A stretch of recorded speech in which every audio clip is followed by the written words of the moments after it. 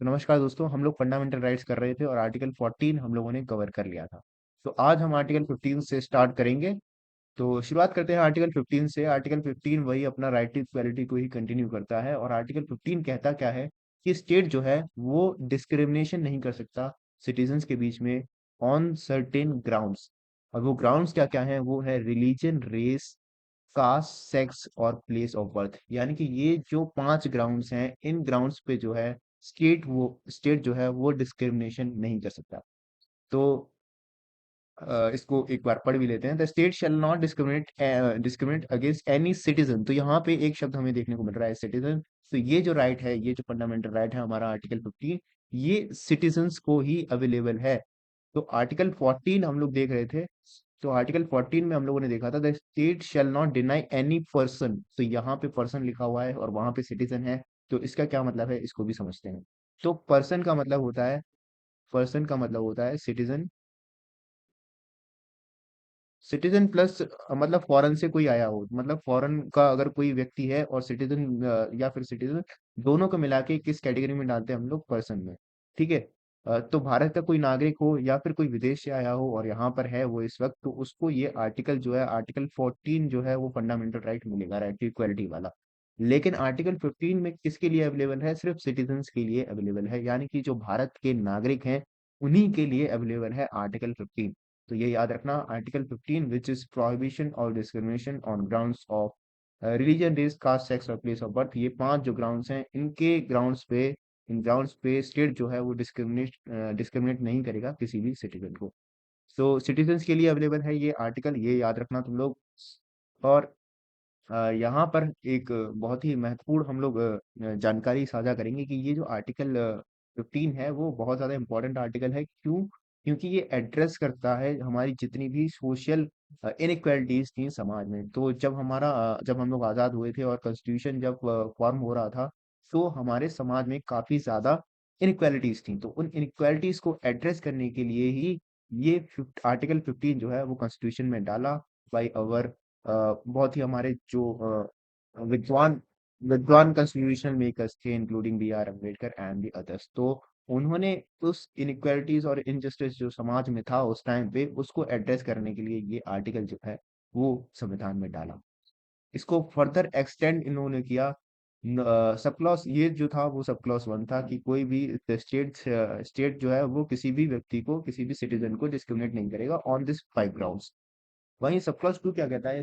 Sub clause 2 इसका क्या कहता है? No citizen shall on the grounds only of religion, race, caste, sex, place of birth और any of them be subject to any disability, liability, restrictions. मतलब कोई भी अगर सिटीजन है, मतलब सब क्लॉज 2 को कहने का क्या मतलब है? कोई भी सिटीजन है उसको इन 5 ग्राउंड्स के बेस पे डिसेबिलिटी या लायबिलिटी या रिस्ट्रिक्शन नहीं फेस करनी पड़ेगी। और किस रिगार्ड में मतलब उसको शॉप्स में नहीं रोक जाने से नहीं रोका जाएगा, पब्लिक रेस्टोरेंट में जाने से नहीं रोका जाएगा, होटल, प्लेसेस और पब्लिक एम्प्लॉयमेंट एंटरटेनमेंट की जो जगह हैं, उन जगहों पर उसको नहीं रोका जाएगा ऑन दिस 5 ग्राउंड्स। तो कोई भी व्यक्ति हो, किसी भी कास्ट का हो, किसी भी रेस का हो, किसी भी सेक्स का हो, कि कहीं से भी वो आ रहा हो, तो उसको कहीं पे भी नहीं रोका जा सकता पब्लिक प्लेसेस पे। और सब क्लॉज 2 इसका क्या कहता है? वेल्स पे, टैंक्स पे, बाथिंग घाट्स में, रोड्स में, places of public resort maintain wholly और partly by state funds and dedicated to use. तो मतलब जितनी भी जनरल पब्लिक यूज की जितनी भी चीजें हैं, वहां पे किसी भी व्यक्ति को इन 5 ग्राउंड पे रोका नहीं जाएगा। तो ये जो है वो इक्वालिटी देने के लिए बहुत ज्यादा इम्पोर्टेंट है। क्योंकि जब हमारे समाज में ये सारी चीजें हम लोग देख सकते थे कि सर्टेन कम्युनिटीज को किसी कुएं से पानी नहीं भरने दिया जा रहा, या फिर अ, कई तरह के लोगों को किसी मंदिर में नहीं जाने दिया जा रहा, वुमेन्स को नहीं जाने दिया जा रहा कुछ मंदिरों में। तो ये सारी इनइक्वालिटीज को एड्रेस करने के लिए ही ये आर्टिकल 15 जो है वो हमारे संविधान में डाला। आर्टिकल 15 सब क्लॉज 3 की हम लोग बात करें तो वो कहता है कि nothing in this article shall prevent the state from making any special provision for women and children. मतलब स्टेट को ये नहीं रोकेगा अगर वो वुमेन और चिल्ड्रन के लिए कोई स्पेशल प्रोविजन बनाती है। तो जो हमारी वुमेन थी वो काफी ज्यादा पीछे थी हमारी जो मेन है उनसे। तो हमारा पैट्रियार्कल सोसाइटी वगैरह थी और वुमेन को इतने चांसेस नहीं मिले हमारे इतिहास में जितने मेन को मिलने चाहिए। तो वुमेन जो है वो हमारी काफी पीछे छूट चुकी थी। और उन्हीं को ऊपर लाने के लिए हम लोगों ने क्या किया, हम लोगों ने कुछ वुमेन सेंट्रिक लॉज बनाए, और वुमेन सेंट्रिक लॉज को अलाउ कौन करता है, आर्टिकल 15 जो है वो वुमेन सेंट्रिक लॉज को अलाउ करता है कि वुमेन सेंट्रिक लॉज बनाए जा सकते हैं, एंड चिल्ड्रन सेंट्रिक लॉज भी बनाए जा सकते हैं। तो इसमें कोई भी इनइक्वालिटी नहीं है। तो ये किस प्रकार का डिस्क्रिमिनेशन है, तो ये डिस्क्रिमिनेशन है पॉजिटिव डिस्क्रिमिनेशन। तो पॉजिटिव डिस्क्रिमिनेशन, तो पॉजिटिव डिस्क्रिमिनेशन जो है वो कर सकती है state, positive discrimination is allowed, ताकि जो लोग समाज में पीछे छूट चुके हैं उनको एक सर्टेन लेवल तक लाया जा सके, इसलिए पॉजिटिव डिस्क्रिमिनेशन जो है वो स्टेट कर सकती है।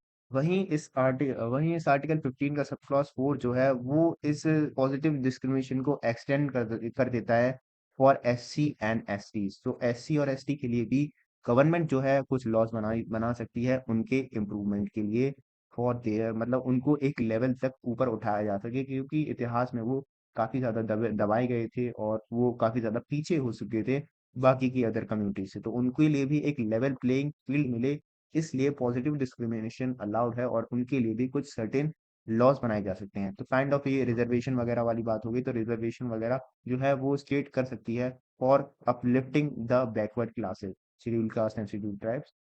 तो ये सारी चीजें हैं। Article sub clause 5 of this article 15 क्या कहता है, मतलब इसको एडमिशन इनटू एजुकेशनल इंस्टीट्यूशन में इसको एक्सटेंड कर दिया। तो मतलब एजुकेशनल इंस्टीट्यूशन के एडमिशन्स में भी रिजर्वेशन जो है वो अलाउड होगा। ये आर्टिकल 15 का सब क्लॉज 5 जो है वो कह जाता है 19 थर्ड अमेंडमेंट एक्ट से इसको लाया गया। तो प्राइवेट प्राइवेट कॉलेज में भी जो है वो रिजर्वेशन हमें देखने को मिलेगा। तो ये आर्टिकल 15 का सब क्लॉज 5 जो है वो कहता है। और फिर 6 सब क्लॉज 6 ऑफ आर्टिकल 15 वही इकोनॉमिकली वीकर सेक्शन, तुम लोगों ने काफी ज्यादा सुन रखा हुआ इसको। 2019 में 103वें अमेंडमेंट एक्ट के थ्रू ऐड किया गया, इकोनॉमिकली वीकर सेक्शंस को रिजर्वेशन दिया गया। तो ये था पूरा आर्टिकल 15। इसमें क्या किया गया, इसमें पॉजिटिव डिस्क्रिमिनेशन जो है वो अलाउ किया गया from sub clause 4, 5 and 6 and 3, क्योंकि हमारे यहाँ इक्वालिटी का कंसेप्ट नहीं है, हमारे यहाँ इक्विटी का कंसेप्ट है। मतलब ये जो तीन लोग तुम लोग देख रहे हो कि इसको जो है आसानी से मैच देख, इसकी हाइट जो है वो ज्यादा है और ये आसानी से मैच देख सकता है। यहाँ पे कोहली बैटिंग कर रहा है and someone is bowling, Mitchell Starc मान लो। तो इसको भाई ये मैच देख सकता है आराम से, इसकी थोड़ी हाइट कम है लेकिन ये भी मतलब देख सकता है मैच। ये जो तीसरा बंदा तुम लोग देख रहे हो, ये इसकी हाइट काफी कम है और इसको सपोर्ट के बावजूद भी ये मैच नहीं देख पा रहा है। वहीं पे अगर हम लोग इक्विटी की बात करें, जो कंसेप्ट हमारे यहाँ फॉलो होता है, तो यहाँ पर हम इसका एक स्टूल जो है इस लंबे बंदे का उठा के इस छोटे वाले को दे देंगे और ये जो है वो मैच देख सकता है फिर। तो इसी कंसेप्ट को बोलते हैं equity, and this is the concept of positive discrimination. तो पॉजिटिव डिस्क्रिमिनेशन जो है वो अलाउड है। पॉजिटिव डिस्क्रिमिनेशन मतलब जिसको ज्यादा सपोर्ट की जरूरत है, किसी समाज को ज्यादा सपोर्ट की जरूरत है, तो सरकार जो है उसको वो एक्स्ट्रा सपोर्ट प्रोवाइड करेगी। So this is the concept of equity and this is the concept of positive discrimination. तो हमारे भारत में ये पॉजिटिव डिस्क्रिमिनेशन होता है, सर्टेन कम्युनिटीज को रिजर्वेशन मिलता है, वुमेन्स को रिजर्वेशन मिलता है, ताकि जो इतिहास में हम लोगों ने उनको पीछे छोड़ दिया था वो भी थोड़ा अपलिफ्ट होके हमारे बराबर तक आ सके। अल्टीमेटली हमें इक्वलिटी इस प्रकार से लानी है कि सारे लोग जो है वो मैच बराबर से आराम से देख सकें। So this is the concept, and इसकी हम लोगों ने बात की। तो अब हम लोग आर्टिकल 16 पढ़ेंगे, जो कि काइंड ऑफ सिमिलर है आर्टिकल 15 से, बस इसमें थोड़ा फोकस जो है वो किस पे कर दिया है, पब्लिक एम्प्लॉयमेंट पे कर दिया है। पब्लिक एम्प्लॉयमेंट यानी कि सरकारी नौकरी, तो सरकारी नौकरी पे थोड़ा फोकस कर देंगे तो आर्टिकल 16 जो है वो हमें देखने को मिल जाएगा। आर्टिकल 16 क्या कहता है कि पब्लिक एम्प्लॉयमेंट में कोई भी भेदभाव नहीं होगा, लेकिन यहाँ पे जो ग्राउंड्स जो हैं डिस्क्रिमिनेशन के, कि इन पे डिस्क्रिमिनेशन नहीं किया जा सकता, वो क्या है, रिलीजन है, रेस है, कास्ट है, सेक्स है, डिसेंट है, प्लेस ऑफ बर्थ है और रेसिडेंस है। तो यहाँ पे दो चीज जो है वो नई आई हैं जो पिछले आर्टिकल में नहीं थी, वो है डिसेंट एंड रेसिडेंस। तो ये जो दो चीज हैं वो नई आई हैं, तो स्टेट जो है वो जो है इन बेसिस पे, इन ग्राउंड्स पे डिस्क्रिमिनेशन नहीं किया जा सकता और सबको बराबर का मौका मिलेगा सरकारी नौकरी में। लेकिन आर्टिकल 16 का सब क्लॉज 3 क्या कहता है, आर्टिकल 16 का सब क्लॉज 3 जो कहता है वो कहता है कि रेसिडेंस जो है, मतलब कोई व्यक्ति कहीं किसी स्थान पे रह रहा है तो उसको एक कंडीशन के रूप में गवर्नमेंट जो है वो एक कंडीशन मान सकती है फॉर सर्टेन एम्प्लॉयमेंट्स। मतलब जैसे हम लोग झारखंड का सीन लें, अगर कोई व्यक्ति झारखंड में रह रहा है तो उसको जो है वो चांस दिया जाएगा झारखंड में नौकरी करने के लिए। ऐसा क्यों? क्योंकि भाई ये भी किस प्रकार का डिस्क्रिमिनेशन है, ये भी पॉजिटिव डिस्क्रिमिनेशन है। क्यों? क्योंकि भाई तुम लोग अगर सोच के देखो, अगर जो लोग दिल्ली से हैं या फिर मुंबई से हैं तो इनके पास बेटर एजुकेशनल अपॉर्चुनिटीज हैं और इनके पास ज्यादा रिसोर्सेज हैं, और ये जो है अगर इनको भी फेयर चांस मिले तो ये सारी झारखंड की जितनी भी नौकरियां हैं सब पे इन्हीं का कब्जा हो जाएगा, सरकारी नौकरी पे। तो क्या ये इक्वलिटी हमें देखने को मिली यहाँ पे? तो ये जो है ये भी पॉजिटिव डिस्क्रिमिनेशन है सर्टेन जो स्टेट के लिए। कुछ जो एम्प्लॉयमेंट्स के लिए भाई सरकार जो है वो रिजर्वेशन रख सकती है फॉर द पर्टिकुलर स्टेट। मतलब जो रेसिडेंट्स है वहाँ के उनको फेवर दिया जाएगा और बाद में फिर दूसरे लोगों को लिया जाएगा। ये भी एक प्रकार का पॉजिटिव डिस्क्रिमिनेशन है। तो ये भी अलाउड है। और तो ये रही इसकी बात। फिर आर्टिकल 16 का सब क्लॉज 4 जो है वो भी वही कहता है जो आर्टिकल 15 का सब क्लॉज 4 कह रहा था। Nothing in this article shall prevent the state, मतलब वही बैकवर्ड क्लासेस के रिजर्वेशन वगैरह, तो यहाँ पर भी रिजर्वेशन जो है वो अलाउड है। ठीक है, तो रिजर्वेशन को अलाउड कर देता है। तो रिजर्वेशन को अलाउड कर देता है फॉर बैकवर्ड क्लासेस आर्टिकल 16 का सब क्लॉज 4। और वहीं sub clause 4A and 4B जो है वो डाला गया by amendments relating to reservation and promotion and carrying forward of unfilled vacancies। तो आर्टिकल 4A जो था वो क्या था? मतलब ये तो अपॉइंटमेंट के लिए हो गया रिजर्वेशन आर्टिकल सब क्लॉज 4 में। 4A में क्या है? रिजर्वेशन जो है वो प्रमोशन के लिए भी अलाउड है। और article 4 sub clause 4B of article 16 जो है वो रिजर्वेशन प्रोवाइड करेगा फॉर अनफिल्ड वैकेंसीज, मतलब जो पिछली साल वैकेंसीज नहीं भरी थी उनमें भी रिजर्वेशन जो है वो अलाउ करेगा। Article 16 sub clause 4 sub clause B. तो सब क्लॉज 4B, सो ये जो है वो ये कह रहा है। आर्टिकल 16 का सब क्लॉज 5 जो है वो क्या कहता है? मतलब कोई भी ऐसी पोजीशन है जिसपे कोई सर्टेन कम्युनिटी का सर्टेन रिलीजन का व्यक्ति बैठ सकता है तो वहां पर जो है वो सरकार जो है वो इस रिलीजन को ही अपॉइंट करेगी। मतलब रिलीजियस बेस पे भी तो थोड़ा काइंड ऑफ डिस्क्रिमिनेशन हो सकता है। मतलब जैसे अगर कोई मतलब कोई पब्लिक पोजीशन पे कोई ऐसी पोस्ट आती है जिसमें सिर्फ मुस्लिम व्यक्ति ही उसका उस पोस्ट पे बैठ सकता है, जैसे मतलब जामा मस्जिद का इमाम वगैरह या फिर वक्फ बोर्ड का कोई मेंबर या फिर उसका हेड। तो वहां पर मुस्लिम लोग ही उस पोजीशन को ले सकते हैं। तो यहाँ पर भी ये जो है वो सरकार जो है ऐसा प्रावधान कर सकती है। और जैसे शंकराचार्य हो गया तो शंकराचार्य जो है वो कोई हिंदू ही होगा। तो यहाँ पर जो है वो इस काइंड का जो डिस्क्रिमिनेशन है वो कर सकती है। तो इसको भी एक बार हम लोग पढ़ लेते हैं। Nothing in this article shall affect the operation of any law which provides that the incumbent of any office in connection with affairs of any religious, मतलब रिलीजियस कोई अफेयर है उसकी रिलीजियस कोई पोजीशन है तो उस पर सर्टेन रिलीजन का ही व्यक्ति बैठ सकता है। और denominational institution or any member of the government body thereof shall be a person professing a particular religion or belonging to a particular denomination। तो यही हम लोगों ने समझा कि कोई मुस्लिम अगर कोई पद है, सरकारी मुस्लिम पद है तो वहां पर मुस्लिम व्यक्ति बैठेगा। अगर कोई हिंदू पद है कोई सरकारी तो वहां पर जो है वो हिंदू ही बैठेगा। तो ऐसे प्रावधान जो है वो सरकार कर सकती है। अब ये आर्टिकल 16 सब क्लॉज 6 क्या कहता है? वही इकोनॉमिकली वीकर सेक्शंस को जो है वो रिजर्वेशन मिलेगा। 103वें अमेंडमेंट एक्ट के थ्रू इसको ऐड किया गया 2019 में। तो पब्लिक एम्प्लॉयमेंट में रिजर्वेशन मिल गया किसको? इकोनॉमिकली वीकर सेक्शन को। ये भी किस प्रकार का डिस्क्रिमिनेशन है? पॉजिटिव डिस्क्रिमिनेशन है। ठीक है, तो positive discrimination is allowed, you are already knowing it. And article 15 और 16 जो है वो काफी हद तक सिमिलर है। आर्टिकल 15 सब क्लॉज 6 जो है उसमें भी इकोनॉमिकली वीकर सेक्शन जो था वो था। और 16 सब क्लॉज 6 में भी इकोनॉमिकली वीकर सेक्शन को रिजर्वेशन मिला। तो ये थी आर्टिकल 16 के बाद अब हम लोग बढ़ेंगे आर्टिकल 17 पे जो कि है अबॉलिशन ऑफ अनटचेबिलिटी। तो अनटचेबिलिटी जो कि बहुत बड़ी समस्या थी इंडिया की, तो उस पे दो महान व्यक्तियों ने, हमारे दो महान लीडर्स ने बहुत ज्यादा उसको खत्म करने के लिए बहुत ज्यादा काम किया। वो थे doctor B.R. Ambedkar and Mahatma Gandhi. तो हमारी fight against untouchability is the fight against the impure in humanity. तो इन लोगों ने बहुत ज़्यादा, और ये अनटचेबिलिटीज को जो अनटचेबल लोग थे उनको हरिजन नाम से बुलाया करते थे। तो ये भी क्वेश्चन कई बार आ जाता है। तो गांधी जी ने और भीमराव अम्बेडकर साहब ने काफी ज्यादा काम किया अनटचेबिलिटी पे, और आर्टिकल 17 में इसको डाला गया by the constituent assembly for the abolition of untouchability. तो अनटचेबिलिटी जो है वो बहुत बहुत क्रूर जो है, इसको मान सकते हैं हम लोग। तो आर्टिकल 17 पे हम लोग पढ़ते हैं, तो untouchability is abolished and it's practice in any form is forbidden. मतलब किसी भी प्रकार की अनटचेबिलिटी जो है वो अलाउड नहीं है, किसी भी प्रकार की कहीं भी कोई भी अनटचेबिलिटी अलाउड नहीं।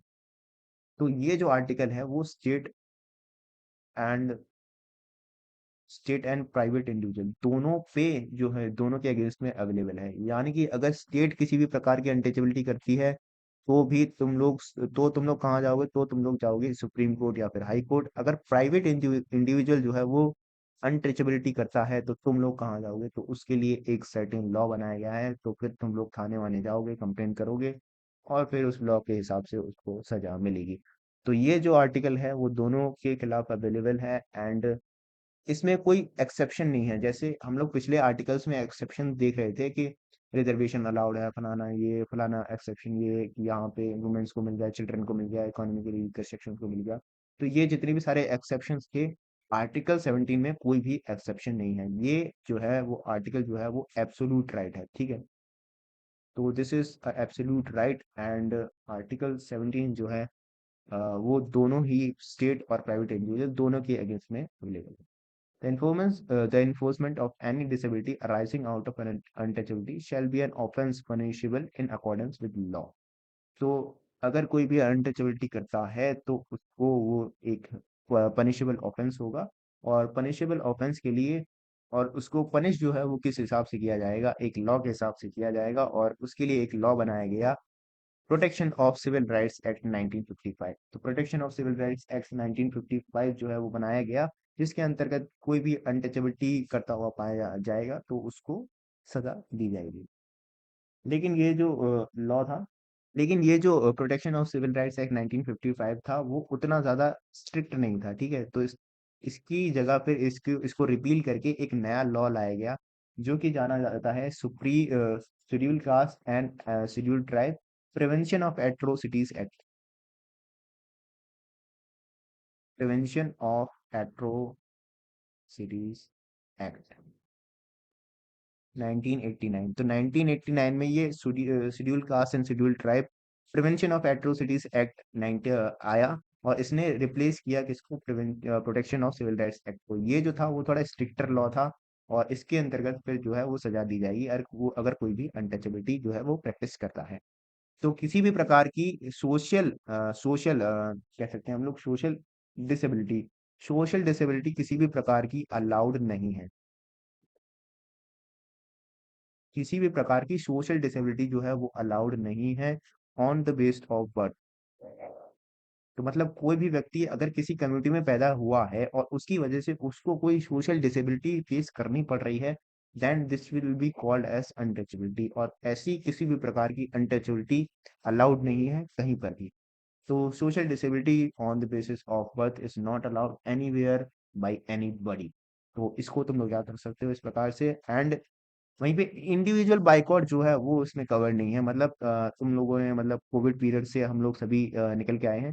तो कोविड पीरियड में हम लोग क्या करते थे, अगर किसी को कोविड है तो उसको दूर रख देते थे, और मतलब उससे थोड़ा आइसोलेट हो जाते थे, उसको क्वारंटीन वगैरह। तो वो कहेगा कि भाई ये तो अनटचेबिलिटी है, तो this is not untouchability, this is individual boycott. तो इंडिविजुअल बाइकआउट जो है वो अलाउड है। वो सोशल डिसेबिलिटी थोड़ी है कि भाई तुम इस कम्युनिटी में पैदा हुए हो, इसकी वजह से तुम्हें हम लोग टच नहीं कर रहे हैं।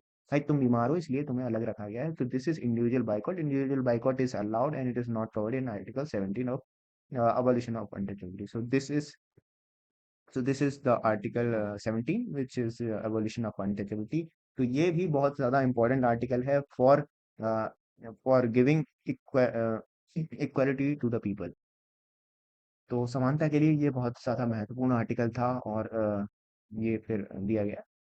फिर नेक्स्ट जो आर्टिकल हम लोग देखेंगे वो है आर्टिकल 18, जो कि है अबॉलिशन ऑफ टाइटल्स।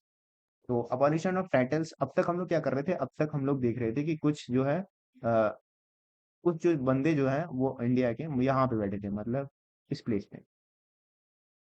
तो इसको हम लोग बेस लाइन मानते हैं, बेस लाइन मान लेते हैं इसको, ठीक है। तो बेस लाइन पे बैठे थे कि भाई यहाँ पे पहुंचना है और हम लोग यहीं पर हैं। और कुछ जो लोग थे, मतलब वुमेन हो गई और SC ST और मतलब कुछ ऐसी कम्युनिटी जो कि पीछे छूट गई थी, तो ये बेस लाइन से थोड़ा नीचे थे। तो सरकार क्या कर रही थी, इनको जो है एक्स्ट्रा सपोर्ट दे रही थी ताकि ये थोड़ा ऊपर पहुंच सके। वहीं पे कुछ बंदे ऐसे भी थे जो पहले से ही और ज्यादा ऊपर कर रखा था। किन्होंने, अंग्रेज लोगों ने क्या कर रहा था, इनको सर पे चढ़ा के रखा हुआ था। अंग्रेज क्या थे, इनको अपीसमेंट के लिए कुछ टाइटल्स दे देते थे। जैसे यहाँ पे कुछ टाइटल हमें देखने को मिल रहे हैं, सरदार बहादुर, दीवान बहादुर, राय बहादुर, बाज बहादुर, खान बहादुर, नवाब साहब। तो ये सारे खान साहब, सरदार साहब, राय साहब, राव साहब, छोटा राव साहब का, तो ये सारे जो हैं, मतलब जितने भी टाइटल्स हैं, वो अपीसमेंट के लिए दिए जाते थे बाय द ब्रिटिश गवर्नमेंट, ताकि इन लोगों को अपने हिसाब से, मतलब थोड़ा अपने फेवर में किया जा सके। और ये जो टाइटल्स थे वो डायनेस्टिक टाइटल्स थे, मतलब एक राव साहब जो है, उसका बेटा भी जो है राव साहब होगा, चाहे उसने कुछ भी किया हो या नहीं किया हो। तो ये जो टाइटल्स थे, ये भी इनइक्वालिटी को प्रमोट कर रहे थे। तो ये भी ऊपर पहुंच गए थे, ये जो बंदे थे, तो इनको भी नीचे लाने का समय आ गया था जब कॉन्स्टिट्यूशन बना। तो इनको भी एक सेम लेवल पे लाया जा सके, इसलिए अबॉलिशन ऑफ टाइटल्स जो है वो ऐड किया गया in the constitution of India. Article 18 जो है वो अबॉलिशन ऑफ टाइटल्स है। तो आर्टिकल 18 क्या कहता है, आर्टिकल 18 कहता है कि कोई भी प्रकार का टाइटल जो है वो अलाउड नहीं है, ठीक है, एक्सेप्ट मिलिट्री टाइटल या फिर एकेडमिक टाइटल। मतलब तुम लोग कर्नल हो, फ्लाइंग ऑफिसर हो, फील्ड मार्शल हो, आराम से बिंदास लगाओ ये, क्योंकि ये मिलिट्री टाइटल्स हैं। डॉक्टर लगाओ, डॉक्टर वगैरह जितने भी एकेडमिक टाइटल्स हैं वो लगाओ, बिंदास लगाओ, यू आर अलाउड। बट ऐसे कोई भी प्रकार के टाइटल नहीं लगा सकते तुम, सरदार बहादुर, बाज बहादुर, फलाना ढिमकाना, so this are not allowed. ठीक है, तो ये आर्टिकल 18 में ये कवर्ड है, and academic and military title जो है वो अलाउड है। बाकी आर्टिकल 18 में किसी भी सिटीजन को जो है वो फॉरेन स्टेट का टाइटल लेना भी अलाउड नहीं है। अगर वो कहीं पे फॉरेन में रह रहा है या फॉरेन में काम कर रहा है या फिर इंडिया में ही रह रहा है और कोई फॉरेन जो स्टेट है उसको टाइटल देना चाहती है, so that is also not allowed. और इंडिया में कोई अगर फॉरेनर है और वो किसी ऐसे ऑफिस पे है, ऑफिस ऑफ प्रॉफिट और या फिर ट्रस्ट अंडर द स्टेट, मतलब हमारे किसी इंडिया की ऑफिस ऑफ ट्रस्ट और ऑफिस ऑफ प्रॉफिट को होल्ड कर रहा है, तो उसको भी टाइटल जो है लेना किसी फॉरेन स्टेट से वो अलाउड नहीं है, अनलेस वो अगर प्रेसिडेंट की कंसेंट ले ले, प्रेसिडेंट की परमिशन के बाद ही वो कोई टाइटल जो है वो एक्सेप्ट कर सकता है। सो अगर कोई फॉरेनर है जो कि इंडिया की किसी ऑफिस ऑफ प्रॉफिट पे है या फिर ऑफिस ऑफ ट्रस्ट पे है, तो वो भी टाइटल जो है प्रेसिडेंट की परमिशन के बाद ही ले सकता है, ठीक है। तो और फिर ये बात आ जाती है कि भारत रत्न और जितने भी पद्मा अवार्ड्स होते हैं, पद्म विभूषण, पद्म भूषण, पद्मश्री और भारत रत्न, ये भी जितने भी अवार्ड्स हैं, क्या वो अलाउड हैं? तो ये जो है एक केस हुआ था Balaji Raghavan versus union of India 1996 में। उसने सुप्रीम कोर्ट में क्या कहा, इसमें सुप्रीम कोर्ट ने क्या किया कि नेशनल अवार्ड जो है वो वैलिड है, लेकिन ये टाइटल्स के रूप में इनको नहीं ले सकते। मतलब इनको, जैसे भारत रत्न सचिन तेंदुलकर, तो ये हम लोग नहीं लिख सकते, सचिन तेंदुलकर ही रहेंगे। लेकिन उनको भारत रत्न हम लोग दे सकते हैं, पद्मश्री दे सकते हैं, पद्म विभूषण जो देना है दो। तो दिस इज अलाउड, ठीक है। तो ये हम लोगों ने पूरी इक्वल राइट टू इक्वालिटी जो है वो कवर कर लिया यहाँ तक, एंड सारे राइट्स जो है हम लोगों ने कवर किए। बाकी मुझे लगता है शायद तुम्हें समझ में आए होंगे। एंड अगर वीडियो में कोई मिस्टेक हुई हो या फिर आपका कोई सुझाव हो तो कमेंट करके जरूर बताएं। तो आर्टिकल 14 से लेके 18 तक हम लोग कवर कर चुके हैं, एंड बाकी हिस्टोरिकल बैकग्राउंड भी हम लोगों ने देखा था। And so this was the video for today, and किसी भी प्रकार की कोई मिस्टेक हुई या फिर आपने सुझाव जो है वो ज़रूर बताइएगा। एंड सब्सक्राइब नहीं किया है चैनल तो कर देना, और बाकी वीडियो पसंद आ रही हो तो दोस्तों के साथ शेयर ज़रूर कर देना, और मिलते हैं नेक्स्ट वीडियो में। जय हिंद।